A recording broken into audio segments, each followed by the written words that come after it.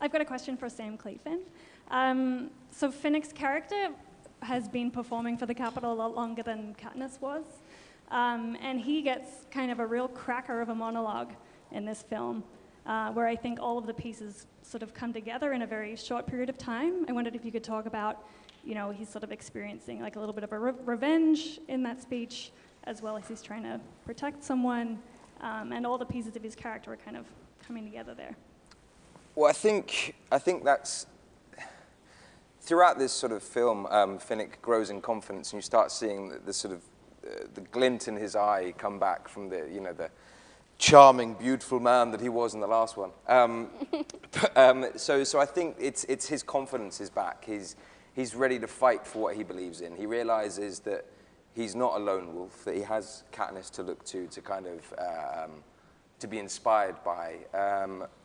You know, she's sort of thrust into the limelight immediately after kind of going through this traumatic experience, whereas he's left to wallow in his own self-pity. But I think he realizes that, yeah, he has something to fight for, that he can make a change, and something that he is able to do is trying to recruit and sort of symbolically, is that a word? I don't know.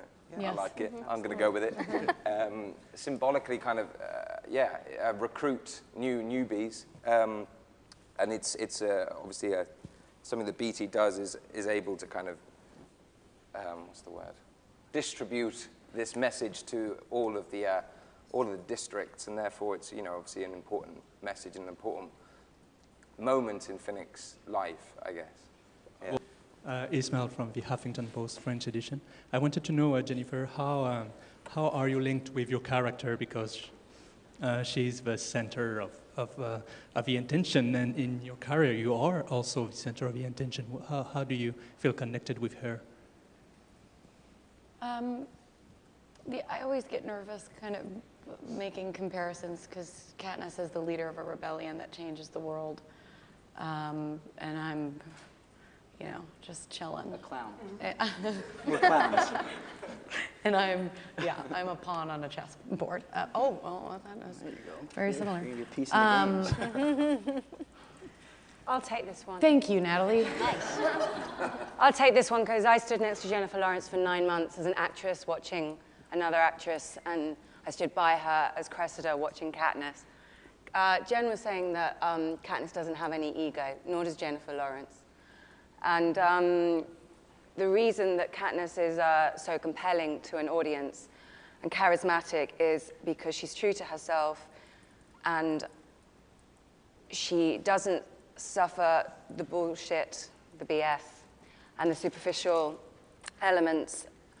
You just said it yourself, you know, think for yourself, act for yourself. Jen's getting that reputation as a young actress, and she deserves it, and that's why people look up to her.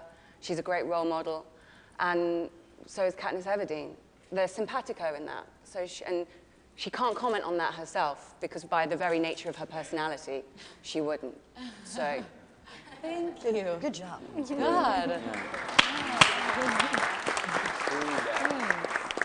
Here. Yeah. She does have a secret rebellion planned as well. Yeah, I do. I don't know what it's going to be about, but it's brewing. Same as Katniss. Hi, I'm Casey Baker from People magazine. I brought my 12-year-old to see the movie last night, and we loved it. So well done. Congratulations.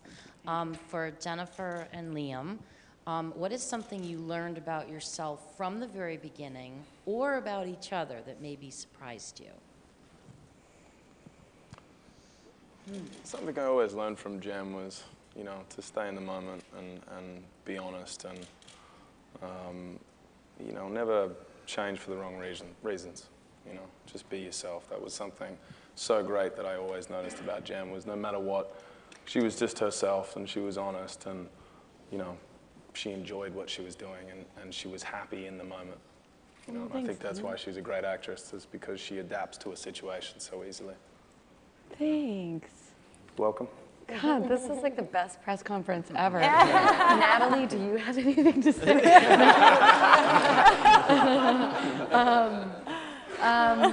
I don't know. I mean, Liam, I guess the thing that surprised me, I would never expect to ever have a man this good looking ever be my best friend. I would just never assume those things could happen. But he is. He's the most wonderful, lovable, like just family-oriented, sweet, hilarious. He's amazing. And he actually taught me how to be fair, but to stand up for myself. That's like my biggest weakness is with all movies, with negotiating, with just kind of anything, or with people.